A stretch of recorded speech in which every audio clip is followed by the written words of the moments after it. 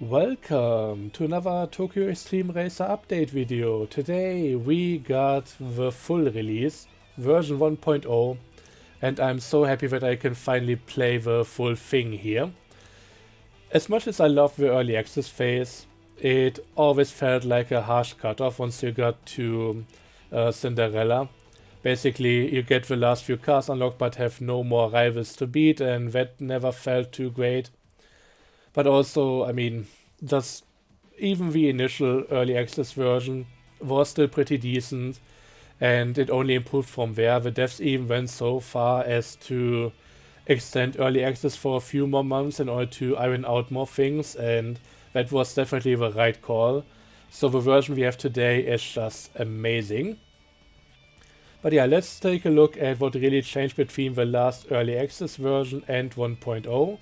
This is not going to be a full review or full overview of everything the game has to offer, just really getting into the new additions that came out today. Starting with the big number, we now have 457 rivals.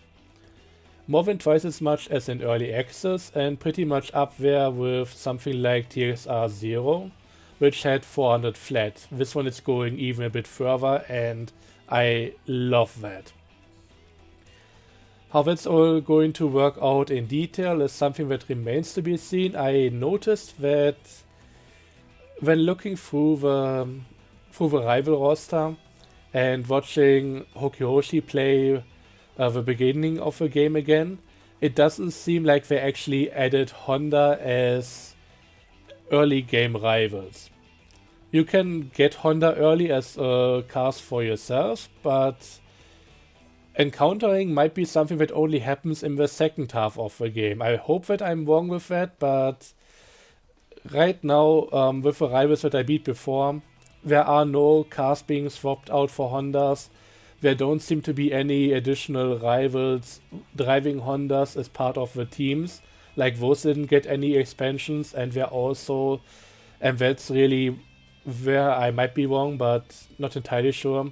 There also don't seem to be additional teams for early access. For the early game. I'm going to start a fresh new playthrough, completely resetting everything and experiencing the game from that perspective again. So I hope I'll encounter Honda early on, but right now that doesn't seem to be the case, and that feels like a huge missed opportunity. Especially with how it felt like the game didn't have enough cars to really give a good early game roster before. Honda comes in with a lot of early game cars, we are going to see that in a moment, but they don't really seem to do much with them. Last thing we need to talk about before we get into the additions in terms of cars is the battle points rework. The cars might look pretty expensive right now, like some of them cost over 100 points, but we are also getting more points now, so that should change things up quite a bit. So here's how it works now.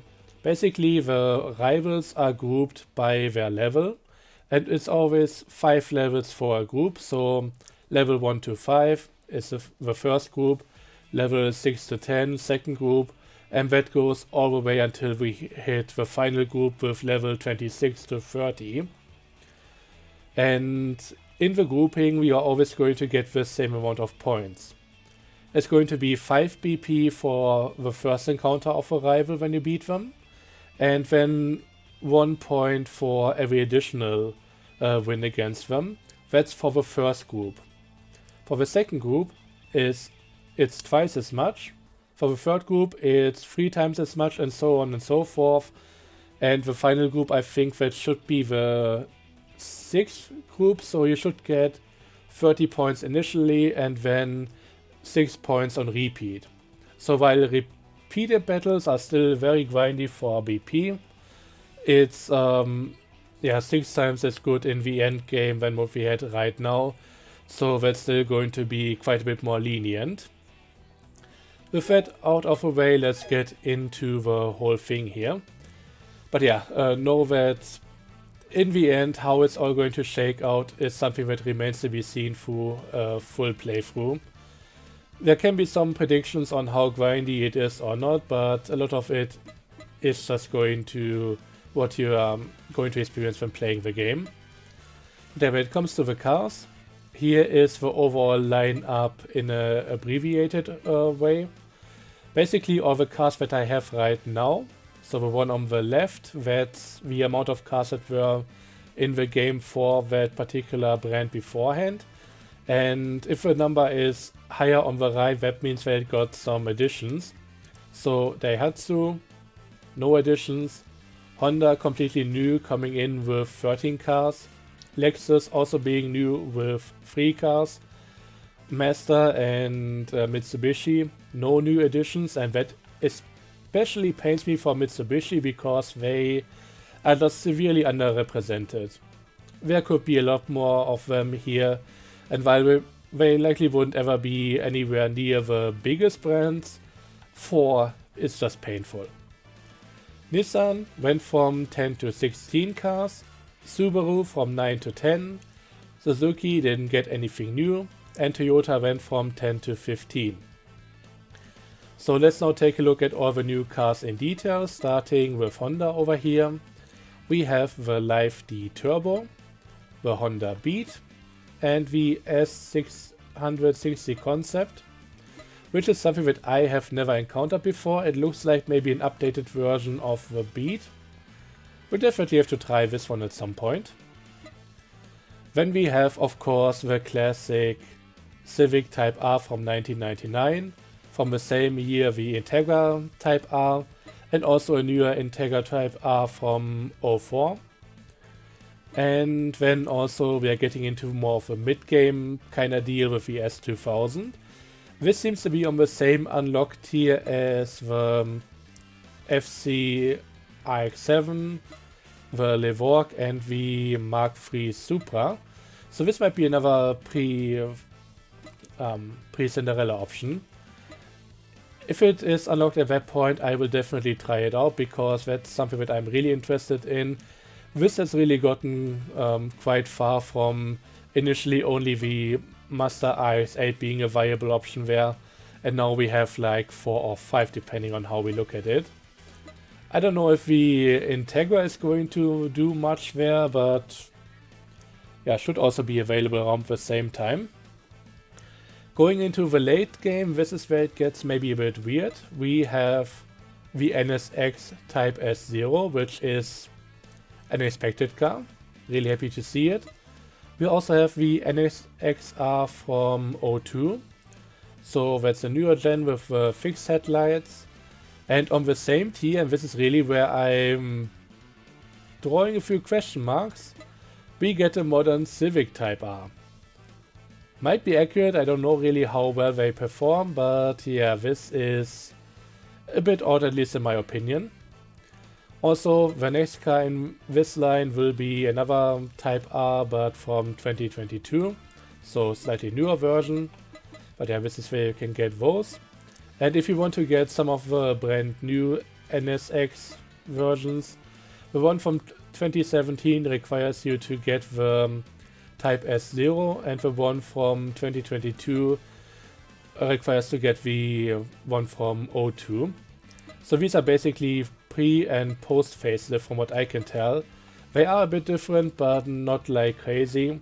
So it might be a good idea to just try out the cars by disabling autosave for a while and then just checking them out, reloading the save, checking out the other one, or if you have the money, buy both of them, and then make your decision.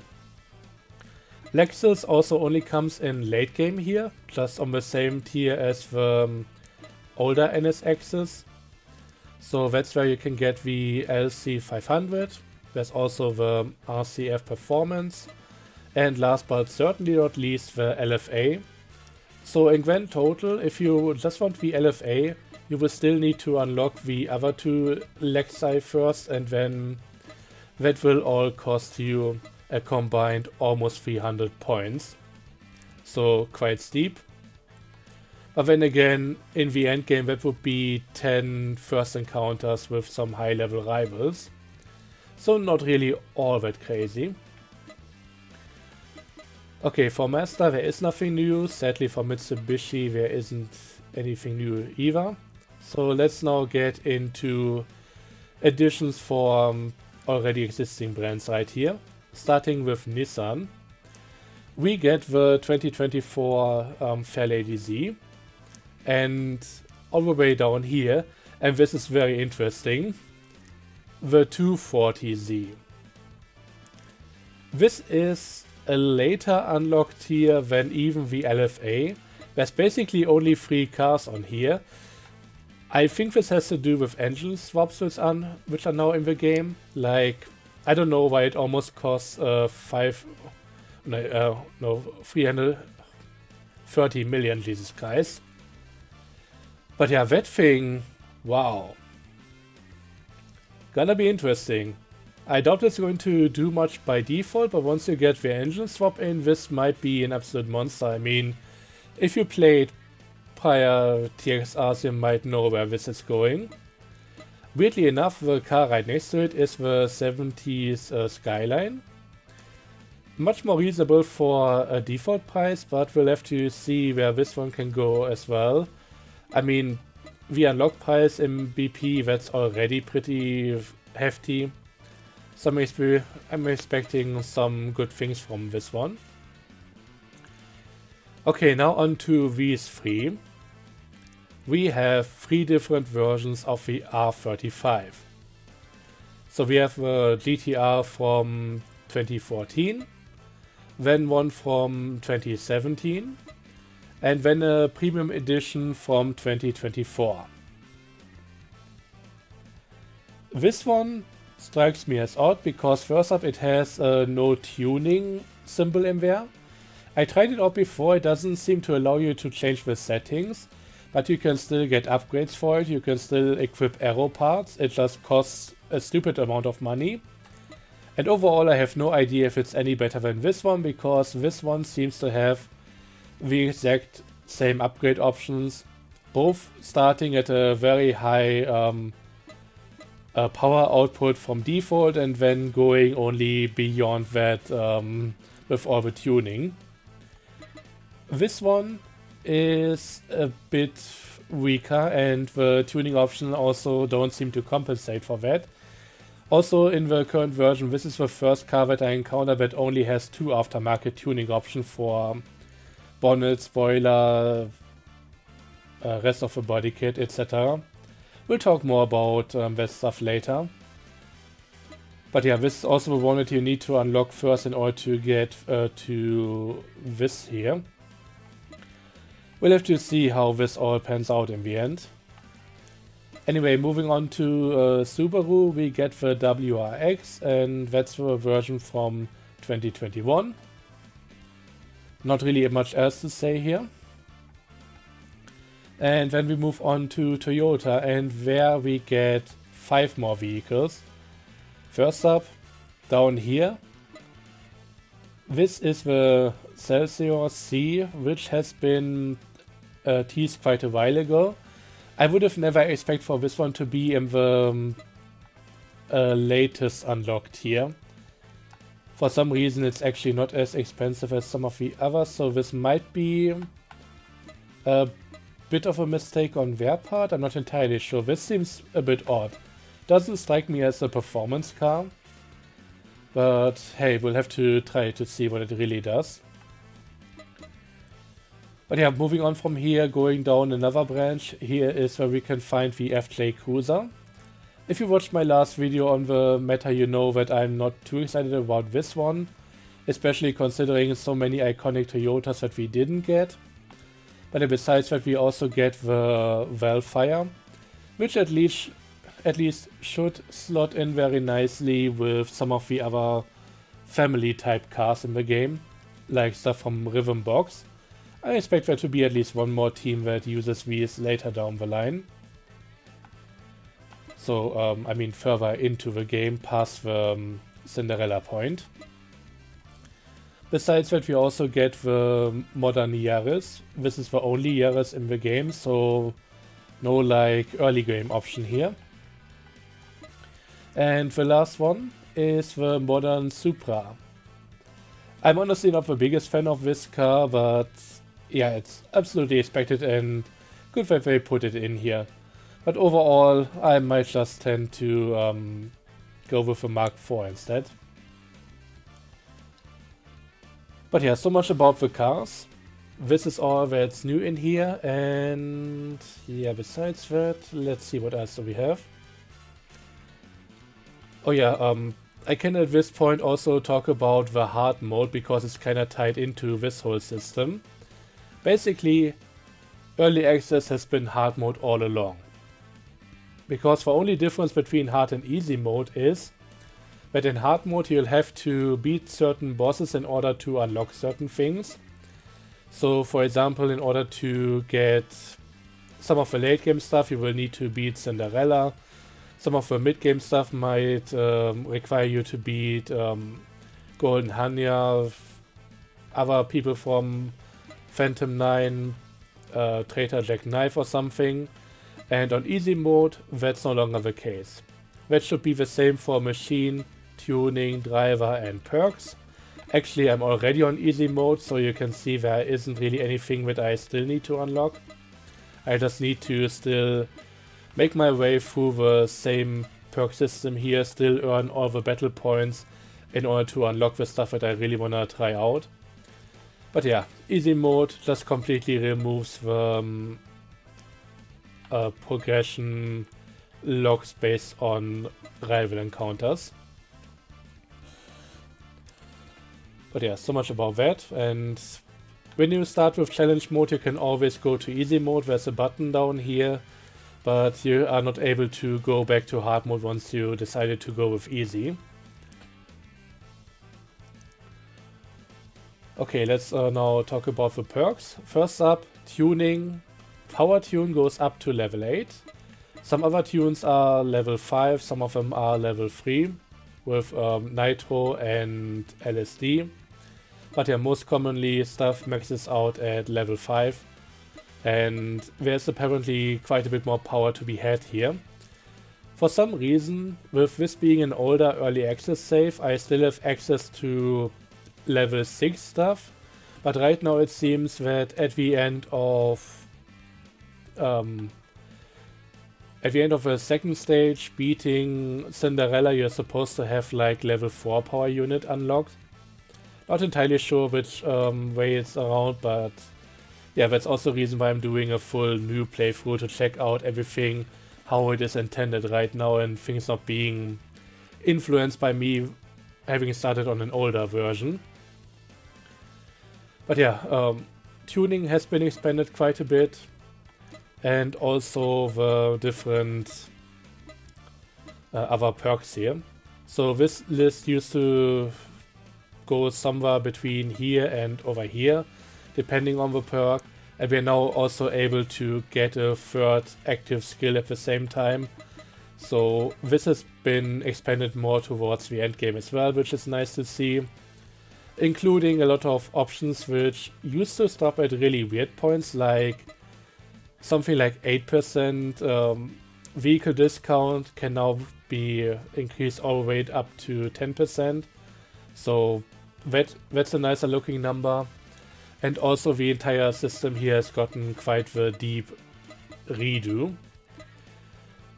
With what I remember from the early access, basically when you started putting points into this, you had 450 SP to start out with, which is basically the length of your SP bar. And you could immediately upgrade it to 600, then 750, 900, and it would just go up in a really steep manner. And I don't know the default value, but it goes up to 420 now with the first upgrade, then to 450, and then it seems to go up in further steps by 30. So starting out might be 390 points, which seems like a bit of an odd number, but who cares. The devs apparently weren't happy with just how much it would swing around when putting stuff into the different perks here. Also, this one used to work differently. It still had the same description, but from what I tested, VSP gauge used to increase by 10%. So this would be 20%, 30, 40, 50, and that's now absolute numbers. So if you have 420, put this on, you are now at 430. I'm not entirely sure if I like that, because this still seems to be such a minor increase that just going with percentages seems like doing or making more sense. Like, you want this to be somewhat useful, and 10 more points compared to 420, it's just not gonna change anything noticeable. You might maybe win 1 or 2 battles in this entire game based on having those additional points.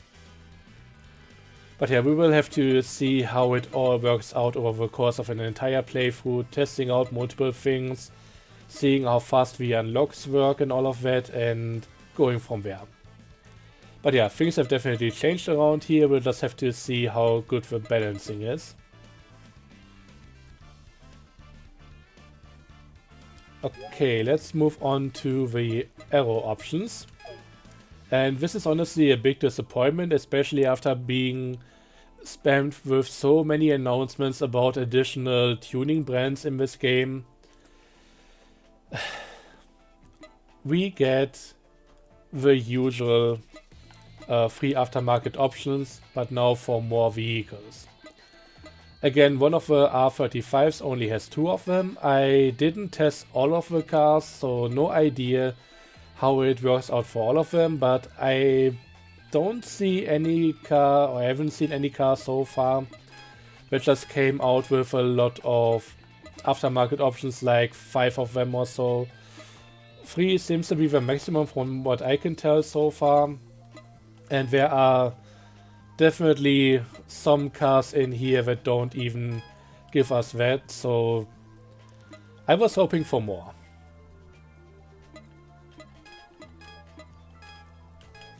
And yeah, there is also no like white body options, no front grille change. I mean, this one doesn't really have a front grille anyways, but also no headlight options or side mirrors that we can replace with something else. So on that front, arrow tuning doesn't really give me all that much.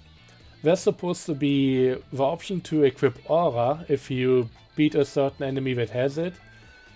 For some reason I haven't unlocked that yet. I don't know if that's a perk with my, or a little quirk with my save file here because it's much older. But maybe it might be something that only comes out later down the line. We are also supposed to get some engine swaps and all of that. I looked for a lot of the cars that I own and I haven't seen that option, so that might also be something available later. But yeah, engine swaps are in the game. I've seen them in the menu, but only from somebody else. I don't know what they needed to do to get there. But that's a really cool option. And that's definitely what's going to make the 240Z quite interesting. Light car with heavy engine could be really nice. Could also be quite deadly, who knows. But yeah, in terms of aero, more disappointment than anything else, yeah, I would say. Another cool thing though, is that we can now change our bad name. And there are 2 options. You either get like a special title, like Rule Breaking Outlaw, Loser, Unidentified Driving Object, Relentless Pursuer, or there are normal options, and this is where you can mix and match how you want, because you can basically get the front part of the name and the back part, and then just mix them how you want to. I could be the Glorious Friday, Flying Dragon, whatever. I could also be like Resilient Flying Dragon, Resilient Angel, Guardian, Captain. The thing is, once again, this is an older save file. Some of the supposed name unlocks that should be happening didn't fully work how they should, and therefore, yeah, I think I might be missing out on some that I should be having at this point. But yeah, that's something that I can maybe see with a full new playthrough. Okay, let's see. There's also now full New Game Plus available, different from the easy or hard challenge option.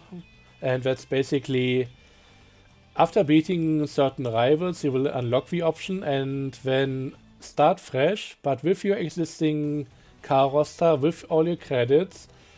Your battle points are supposed to be refunded, but I'm not entirely sure how that's going to work out. I mean, yeah, if some stuff is supposed to be locked, then maybe you shouldn't be able to use it yet.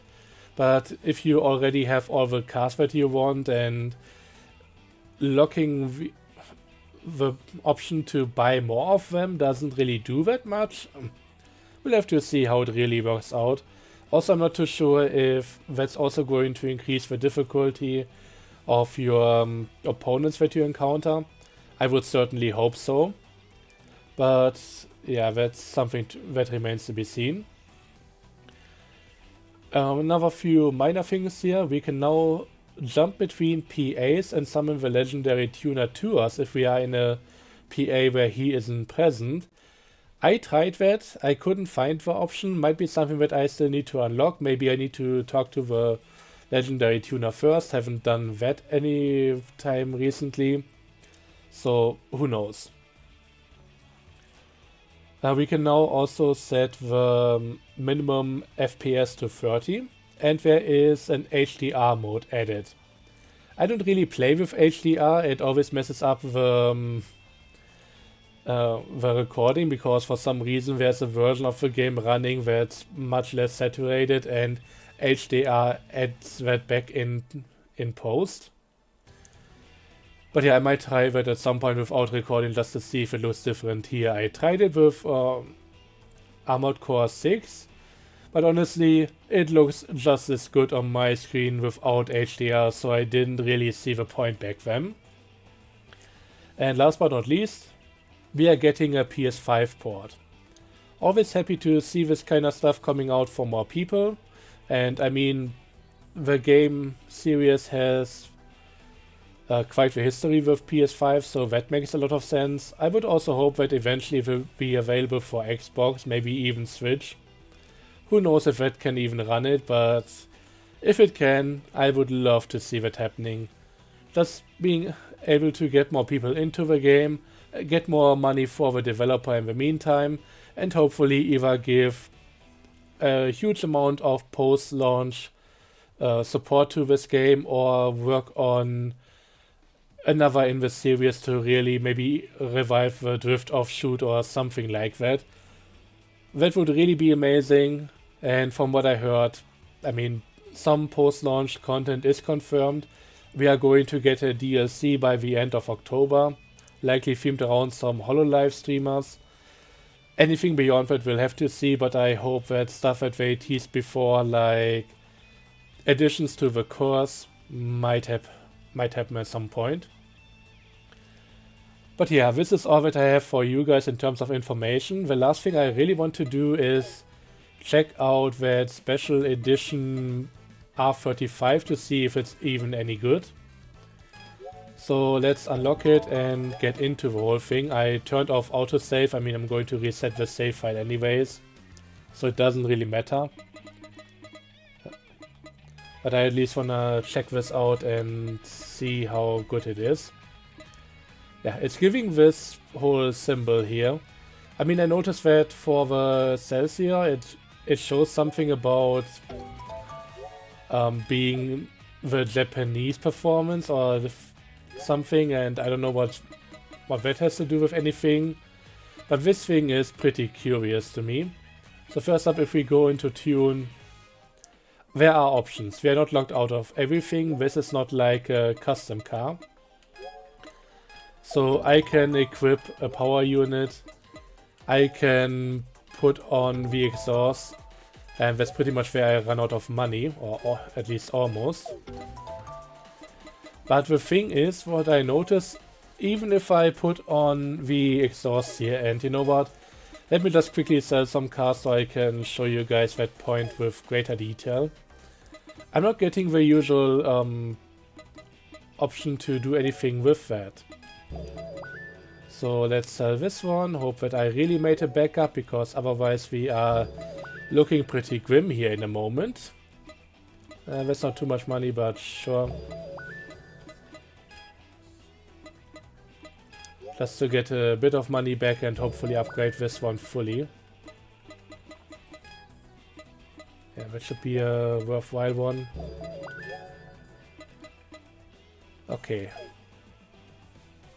So let's upgrade this a bit further, get some stuff that should actually have some customization options in terms of settings.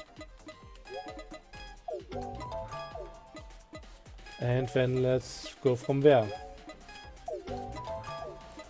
We can also add some body tune to make the stuff a bit lighter. By the way, the middle of the R35 so far seems to have the exact same power values and all of that. So nothing different there, but the one on the left, the older one, seems to be a bit weaker. So gotta keep that in mind. But it might also be a bit lighter, I'm not too sure about that. When trying out cars like this, it's always a good idea to disable saving beforehand and then just go in there and figure things out, see which one is the one for you, and then reload and go with that. But yeah, settings should now be available. As I expected, they are not. It's all set to custom, and therefore I can't change my final drive ratio. I cannot do anything about the suspension alignment or anything else, so that's weird. And it's a much more expensive car with apparently only limited tuning. It still gets aero tuning though, for some reason. So we can still do quite a few things here. And I'm just going to fully upgrade it and then put it to the test.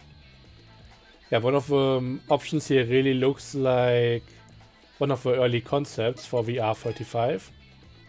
I much prefer this one though. I'm not gonna go through all of the options here, I think that would be a bit boring. I wanna make this quick actually. Also decent spoiler options. I've seen on one of the other ones there are basically two of the aftermarkets that are just slight changes to this one. One lays like a carbon layer on top, and the other one just has a little carbon spoiler lip in addition to the actual thing, so that's just not really doing that much. That's also why I'm not too happy about the tuning options, because some of these are way too similar to each other.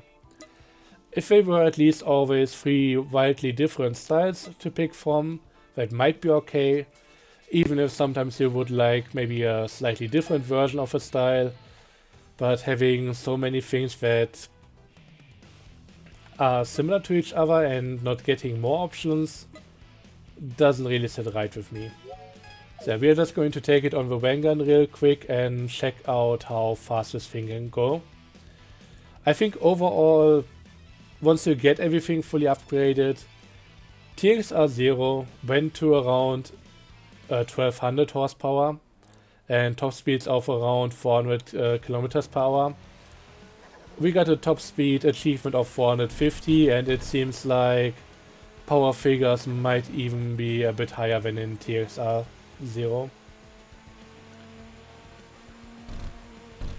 Okay, this thing only has a 6-speed transmission, and you cannot extend it any further, so honestly this car right now, without the option to change the final drive ratio or transmission in general, this thing is dead on arrival. I can try maybe switching out the transmission for something else, but this thing is no. Save your money, please. So let's see. No, that's the wrong menu. I'm going to put the transmission back to the default and see if that's any better. I mean, theoretically with the speed metric, it's supposed to be better with the later options, but yeah. I can't really unlock the latest transmission right now, so I'm just kind of stuck with this one. But this shouldn't really be the case. Something with 900 horsepower shouldn't be limited to 300 kilometers per hour. And if you take one of the others, that's definitely not going to be a problem. Okay, this started feeling like a longer suspension, but I mean longer transmission. But right now, yeah, it doesn't do things too differently. So yeah, I don't know. This might be a bug, and maybe you should be able to upgrade it afterwards. Maybe it should just have more gears or something. But this one right now, why would you ever take it? Way overpriced compared to the others. And if that's how it drives, it's really not worth it. Anyway, I just wanted to satisfy my own curiosity here, and that's done it for me. So yeah, thanks for watching, I hope you enjoyed, and see you guys next time. I'll definitely be starting a full playthrough of this game now that we finally get the option here. So yeah, jumping in right into all of that, and hopefully see you there. Until then, as always, have a good one, and bye bye.